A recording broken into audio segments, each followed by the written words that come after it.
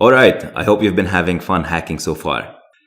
So far we managed to get root access to our target machine purely on information based on the Nmap scan. In this video we're going to see how we're going to utilize information provided to us by the Nessus scanner to get root access yet again. And I'm going to be looking here at the very first vulnerability reported by Nessus, titled Debian OpenSSH OpenSSL package random number generator weakness. And as we've seen before, Nessus tells us what port and what protocol is affected, obviously also the IP address, and some reference information, which can be the BID, CVE, and so on. These are particular references if we want to get more information about the vulnerability itself. So for example, CVE 2008-0166 is the particular number assigned to this vulnerability. So if I go and look up this number, I can find more information about this particular vulnerability. And I'm going to do just that. I went and looked it up, and I tested a few options without taking you through the entire test process, which, by the way, as a penetration tester or as an ethical hacker, you should be doing. So what I've done is I went through some of these links here. I read through them, I tried out a few tools, and eventually I decided on one that I thought would work. And that particular one is a GitHub link that has collected a number of different exploits for this particular vulnerability, as you can see here. I'm going to choose the Python one. Obviously, you can choose any one you wish. And the reason I chose this particular exploit, not just because it's written in Python, but because the person that wrote this exploit has written some detailed instructions on how to use it, which makes things a lot more easier. So as you can see here, there are 3 different steps to executing or running this exploit. The first step is we have to download a particular file, and then we extract these files, and then lastly, we execute or we run the exploit.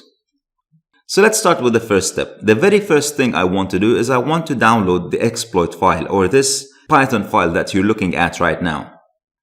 And to do that, there's a download link on the exploit database page. I'm going to copy this link, and using wget, which we've seen already, I'm going to download the script on my Kali machine. I'm going to try it out very quickly just to make sure that the script runs perfectly. And to run Python scripts, all you need to do is type Python and the script name. And here we go. It looks like it's working perfectly. It gives us some output that tells us how to use the script, which is something standard that you see in most of these scripts. So now we start by following the instructions. I want to download one of these 2 files that the exploit writer asked us to download. I'm going with the second one. Before I do, actually, let me explain very briefly about what this vulnerability is and how it works. You've seen in a previous video how we set up the SSH server. And you've also seen that the SSH server requires certain encryption keys for us to log in. Without going into the details of encryption and how it works, think of the secret key as some kind of a password that logs you in. Not exactly, but think about it like this for now, just for now. And in certain older versions of Debian, there's been an issue in generating these keys. If you remember when we set up our SSH server on Kali, I recommended that you guys change the keys.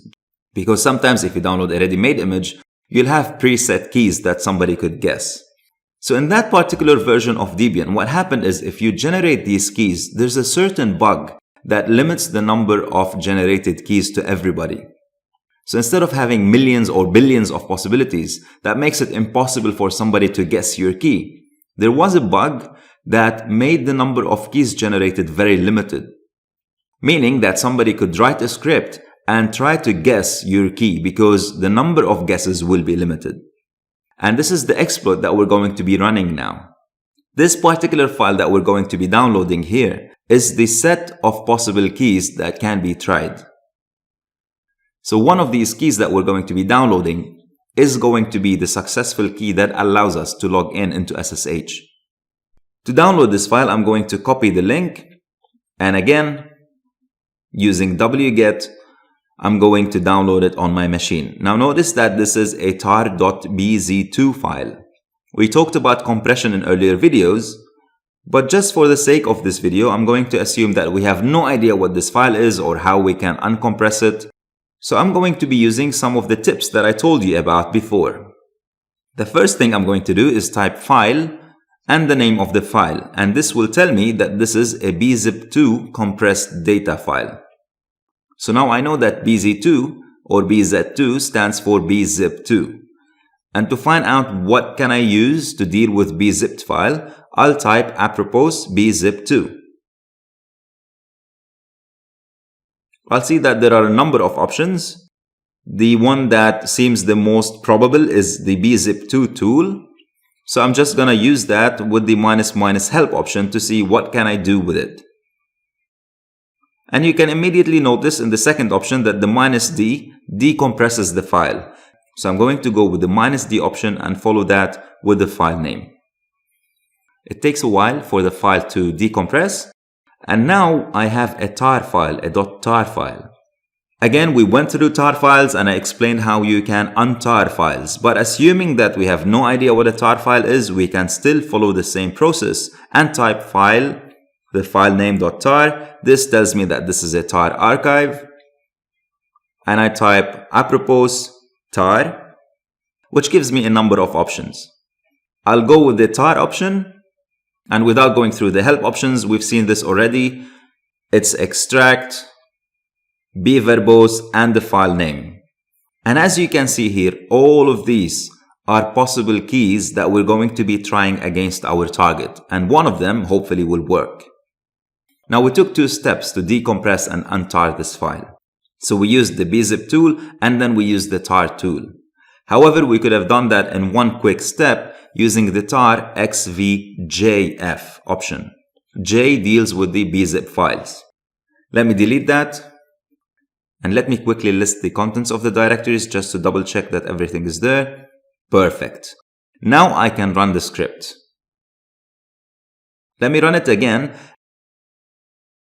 And as you can see here in the output example, this tells me that I need to run the script with the directory where I have extracted the keys, then followed with the host IP, which is my target IP, then followed with the port number. And this is why it's extremely important to do port scanning, because as we've seen before, we had different FTP servers running on different ports. I cannot just assume automatically that SSH is going to be running on port 22. In most cases, yes it is. But in case the target had a different SSH server running on another port, let's say 2222, then my attack here would have failed if I just automatically assumed that it's on port 22 only. Here it is on port 22, so I'm gonna go ahead with that. And then the last option that I need to specify is the number of threads. Threads basically means the number of connections that I'm going to make simultaneously to the SSH server. So how many keys am I trying at the same time? I can go with a big number like 100 or 50. However, that might overwhelm the SSH server and it might have dropped the connection. So even if the key is correct, I would fail to detect it. So I'm going to keep it on the lower end and go with 10 only. This is going to take a while, so I'm going to speed up the video. As you can see here, it's still going. So I stopped recording so I don't keep you guys waiting for the whole guessing process. But now I have an output from the script that says a key is found. And the exploit writer or the script writer was kind enough to tell us exactly what command we need to execute to use this key and log into the target. And here's the command. It's ssh -l root, which says use the username root please, log in as root, -p22, which you should have guessed by now is port 22, -i specifies what key I'm going to be using, and towards the end is the IP address of what I want to log into. So I'm going to copy paste this, run it, and here we go. I'm logged in as root. Perfect. So that's another way we managed to get into our target as root. To terminate the SSH connection, I'm going to type exit. Now here's the thing. I want to copy these keys and keep them in a separate directory because the ones that they're already in, there's thousands of other keys. And I don't want all of that. I just want to keep these keys that worked so I can use them later on. But how am I going to find these keys among tens of thousands of other keys? We're going to be using simple tricks that we learned in previous videos. So let me copy the first few characters of the key name. And then I'm going to create a directory, call it keys. This is where I'm going to be saving these keys. Now if I do ls rsa/2048, look at that, there are thousands of keys in this directory. So what I'm going to do now to find the exact name of the key is to pipe into grep and the first few characters. Now the ls gave me the exact names of the keys that I need to copy. It ignored the rest and it grepped only the keys that I want. So now I know what the name of the key is. And all I have to do now is copy this name and issue a copy command from the target folder to the destination folder. Because there are two keys, I'm going to be using a wildcard again. And now if I do ls on the keys directory, my keys have been copied and I can use them later on. Perfect. So go ahead and give that a try, and when you're done, here's your mission for this section. We just finished attacking the service on port 22. There's another service on port 23. See if you can attack it and get access to the system through it. And notice, do you get root access or not? If not, can you still execute commands as root? So even if you're logged in but not as root, can that particular user run or execute commands as root?